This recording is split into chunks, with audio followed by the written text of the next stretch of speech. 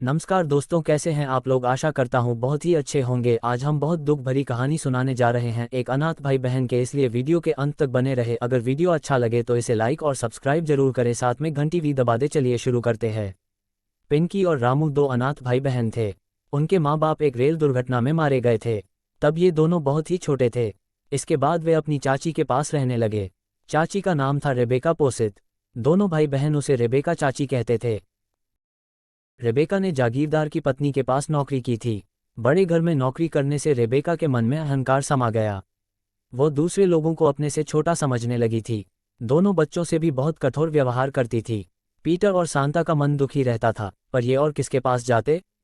कोई भी तो था नहीं उनका अपना। रेबेका का अपना कोई बच्चा नहीं था। जागीरदार की पत्नी मरते समय रेबेका के लिए कुछ धन छोड़ गई थी, इसीलिए जैसे तैसे रेबेका और बच्चों का जीवन चल रहा था। दोनों उम्र से बच्चे थे, पर दूसरे बच्चों जैसा जीवन नहीं था उनका। जब जब वे दूसरे बच्चों को हंसते खिलखिलाते देखते तो उनका मन रो उठता। और फिर एक दिन रेबेका चाची भी चल बसी। अब तो पिंकी और रामू बिल्कुल ही अकेले रह गए थे इतनी बड़ी दुनिया में। हाँ, रेबेका के कुछ मित्र अवश्य थे जिन्होंने तय किया कि पीटर और सांता के लिए अनाथालय ही सबसे अच्छी जगह है।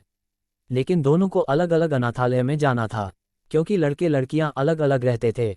जब पीटर और सांता को ये बताया गया तो बहुत हो उठे। उन्होंने सोचा, चाहे जो हो, ये साथ साथ रहेंगे, कभी अलग नहीं होंगे। तभी रामू को याद आया, चाची रेबेका के एक रिश्तेदार सर्कस में काम करते हैं।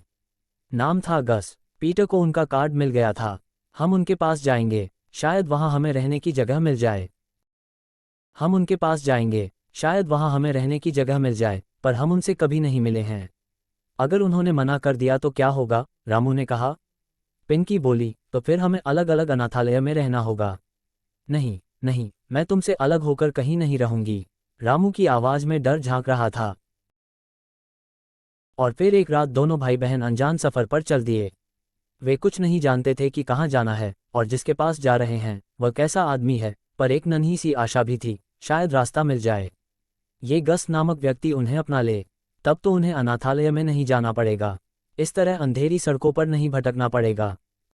रात बीतने लगी। दोनों भाई बहन चले जा रहे थे। सड़क के दोनों और मकानों में लोग आराम की नींद में डूबे थे, पर अभागे पिंकी और रामू आश्रय की खोज में भटक रहे थे। नींद सताने लगी तो दोनों एक मकान की सीढ़ियों पर लेट गए। फिर न जाने कब नींद आ गई। एकाएक रामू की नींद खुली। एक आदमी पास में खड़ा उसे झकझोर रहा था। वो उस मकान में रहता था। अब तक पिंकी की नींद भी टूट गई थी। उस आदमी को दो बच्चों को इस तरह खुले में सोते देखकर हैरानी हो रही थी। उसने पूछा तो पिंकी ने सारी बात कह सुनाई। बता दिया कि उनके गस अंकल काब सर्कस में काम करते हैं।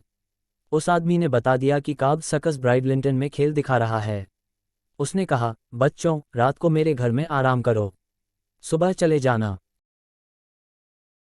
बाकी रात दोनों ने नर्म बिस्तर पर आराम से बिताई।